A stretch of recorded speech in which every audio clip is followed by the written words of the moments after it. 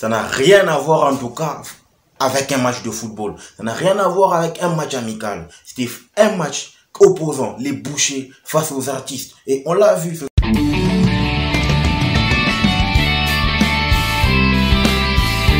Bienvenue dans le temple du spectacle, c'est Manivic. Allez, c'est parti. Les gars, sincèrement, ce qu'on a vu ce soir, dans ce choc entre le Brésil ainsi que la Tunisie. C'était un match purement technique, un match purement intensif, un match purement physique. On n'a rien vu d'un match amical, on n'a rien vu d'un match opposant deux sélections amies, on n'a rien vu du tout. On a vu un match ultra physique, un match ultra engagé. Chapeau bas à l'équipe du Brésil, mais je vais commencer par la Tunisie. Sincèrement, nos amis tunisiens ne respectent plus rien. Nos amis tunisiens ne respectent plus rien du tout. Les gars, il y a vos amis qui sont sur le point, n'est-ce pas, de chanter leur hymne national. Mais le gars, vous vous mettez à huer. Sincèrement, un manque de respect total de cette équipe de la Tunisie face, n'est-ce pas, au Brésil. Sincèrement, il y a un certain moment, à un certain niveau, il faudrait que le fair play existe. Il faudrait que le fair play ait son mot à dire dans ces genres de rencontres. Mais là, à voir les supporters, les fanatiques de l'équipe de la Tunisie huer les Brésiliens pendant que ces derniers jouent leur hymne national, c'est totalement un manque de respect. Et ça n'honore pas cette Afrique, ça n'honore pas l'Afrique, nous, par rapport à nos valeurs, par rapport à ce qu'on regorge comme éducation, valeurs. Sincèrement, ce qu'on a vu ce soir, ce n'est pas la Tunisie. Bon, c'est complètement le paradoxe avec cette équipe de la Tunisie. On se demande où est partie cette bonne discipline qu'elle avait lors de la CAN 2004, cette bonne discipline qu'elle avait lors des précédentes éditions. Mais là, à voir, n'est-ce pas, l'équipe de la Tunisie, déjà que ils ont été agressifs, ils ont été pressants, mais ils n'ont pas été bons durant toute la partie. Des mauvaises décisions, des mauvais choix, des dernières passes qui n'arrivaient pas au bout, des dernières décisions qui ne parvenaient pas à être bien appliquées. Et on a vu une équipe de la Tunisie ultra pressée. C'est vrai, n'eût été le but, sérieusement, il n'y a pas eu grand-chose. Quand on remarque le pressing, il y en avait, oui. Mais à partir du moment où le Brésil marque le deuxième but, le Sénégal n'a plus, la Tunisie n'a plus rien fait, n'a plus construit, parce que il y avait le pressing, la Tunisie pressée, la Tunisie, n'est-ce pas, tentait d'organiser le jeu à partir du milieu jusqu'à embêter cette équipe du Brésil dans son rang central, dans son camp, mais on n'a pas senti des joueurs tranchants, on n'a pas vu des joueurs ultra engagés par rapport à leur sens de responsabilité, par rapport à leur talent. On n'a pas vu une équipe. C'est une façon de voir que la Tunisie craignait un tout petit peu le Brésil. C'est vrai, ils ont essayé de déranger cette équipe du Brésil par rapport à la façon dont elle joue. Mais voir, n'est-ce pas, les joueurs de la Tunisie pressés, jouer, on a senti qu'il y avait un tout petit peu de la peur en eux, parce que n'eût été but de la Tunisie, n'eût été cette occasion franche de l'équipe de la Tunisie avant que le but ne soit marqué, je me dis que nos amis tunisiens, premièrement, ils doivent avoir un bon gardien. C'est vrai, pour faire le mondial, il faudrait des bons pions, n'est-ce pas, dans un très bon système. Le système est bon, mais il n'y a pas de joueur. Dylan Brown, ça n'a rien à voir avec un défenseur. C'est un boucher.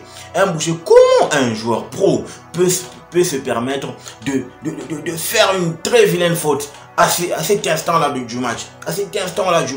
Sincèrement, il y a manque d'organisation, manque de discipline psychologique dans cette équipe de la Tunisie. Parce que sincèrement, sur toutes les lignes, il y avait quand même quelque chose de bon. Mais il y a encore une maladie dans cette équipe de la Tunisie, en commençant par le gardien.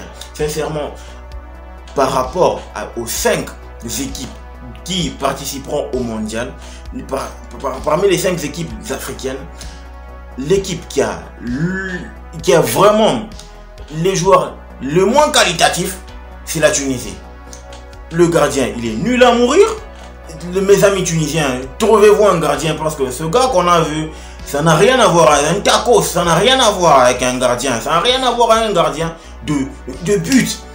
Sincèrement, on n'a rien vu de bon durant toute la partie. On n'a rien vu de bon durant toute la rencontre. Dylan Brown, c'est un bon défenseur de Ligue 1, mais sincèrement, il faudrait qu'il élève un peu son niveau de jeu, parce que sincèrement, avec ce qu'il nous a produit, ça n'augure rien de bon pour la suite de la compétition. Ça n'augure rien de bon pour la suite de la compétition. Nos amis tunisiens doivent se servir de cette défaite, parce que cette défaite, c'est premièrement une leçon, deuxièmement une chicote, troisièmement un appel au bon sens, un appel au respect mutuel. C'est vrai, jouer le football, mais à un certain moment, il faudrait qu'on se respecte. Il faudrait qu'on se respecte. Sur le terrain, il y avait les artistes et les bouchers. Et la Tunisie, c'était une équipe de bouchers. Face aux artistes, ils ont déroulé. Le Brésil a déroulé. Waouh, la samba. On a vu le Joga Bonito. C'est ce qu'on attend. C'est ce qu'on veut voir. Le Joga Bonito, produit par cette équipe du Brésil. Du début à la fin, le Brésil a joué de manière sage, de manière sobre. C'était versatile. Il y avait une certaine verticalité dans le jeu. Comme je l'ai dit auparavant, Neymar, c'est un électron libre. Neymar n'est plus un poids de cette équipe. Neymar n'est plus une charge. Mais Neymar se met au sens du collectif. Neymar se met maintenant au diapason du collectif. Chose qu'il fait parfaitement bien. On a vu le but, un but d'anthologie de la part de Rafinha, le joueur du Barça. Ce gars, je me dis, il a grandi ce garçon.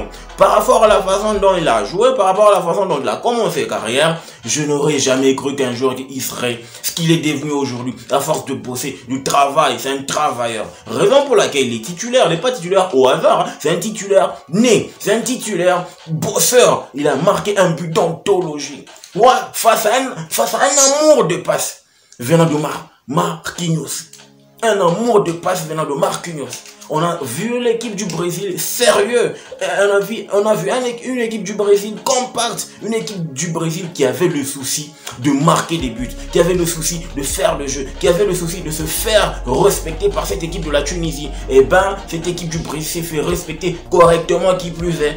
Correctement, qui plus est. Par rapport au but, par rapport au jeu, par rapport à l'organisation, par rapport à tous les compartiments qui rôdaient autour du football. Et on a vu un Brésil ultra offensif. Ultra offensif. J'ai juste mal par rapport aux mauvaises décisions que prenait Vinicius. Par rapport au match du Ghana, Vinicius a essayé de bien jouer. Mais aujourd'hui, face à la Tunisie, Vinicius n'a eu que des mauvaises décisions, que des mauvais choix et pas de tempo par rapport à sa façon de courir, par rapport à sa façon de faire des appels. Pas de tempo. Et ça, c'est vraiment une interpellation de sa part. Il faudrait qu'il réfléchisse, il faudrait qu'il se retienne et il faudrait qu'il prenne quand même conscience qu'il est en train de jouer dans cette équipe de la Seleção do Brasil. Oui, une équipe qui va pas lâcher, une équipe dans laquelle il y a vraiment une concurrence rude, une concurrence ultra sérieuse. Parce que moindre pépin, tu te fais éjecter. Moindre pépin, tu te fais éjecter. J'ai aimé l'organisation offensive du Brésil. J'ai aimé l'organisation offensive de l'équipe nationale du Brésil. Tite a commencé par un 4-3-3. Un 4-3-3 ultra offensif. Et on a vu que ça a donné, ça, c'était bien où il est, n'est-ce pas, en première période. Mais à partir du moment où on rentre, où on revient en deuxième période, c'est là que Tite a fait capoter les choses. Moi, je me suis toujours dit que ce Brésil en 4-4-2, ça n'a rien de bon. Ce Brésil en 4-4-2, c'est décousu. Je le préfère en 4-3-3. Parce qu'il y a des joueurs pour et des joueurs adaptés au système.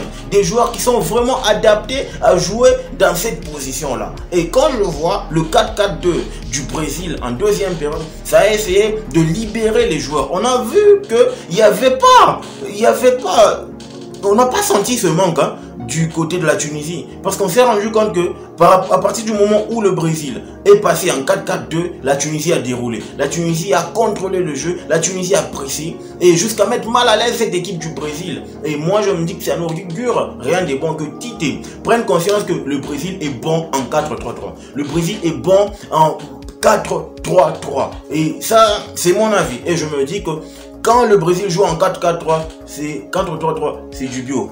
C'est un football bien huilé, c'est un football bien rodé, un football bio. Et on l'a vu aujourd'hui, c'était un football bio. Donc ce choc de la Tunisie face au Brésil, c'est vraiment un match de mental, un match test.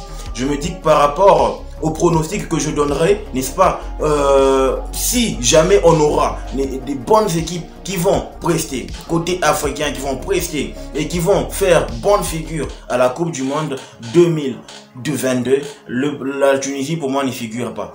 La Tunisie, le Cameroun n'y figure pas. Désolé mes amis camerounais, désolé mes amis tunisiens, mais vous n'avez pas une équipe, vous n'avez pas des équipes. Et ce qui est évident, ce qu'on a vu, c'était vraiment un fossé entre l'équipe prétendante au titre et l'équipe prétendante à la relégation. Sincèrement, la Tunisie joue comme une équipe de Ligue 1, une équipe qui joue le maintien en Ligue 1. Et ça, ce n'est pas bon pour l'Afrique. Et ce n'est pas bon pour nous, fans. Parce qu'on a envoyé 5 représentants. Et ça, c'est la honte. On nous fout la honte, sérieusement. On nous fout la honte. Bon, les gars, dites-moi ce que vous en pensez en commentaire. N'oubliez pas de vous abonner. Le football mérite d'être vécu. Allez, ciao!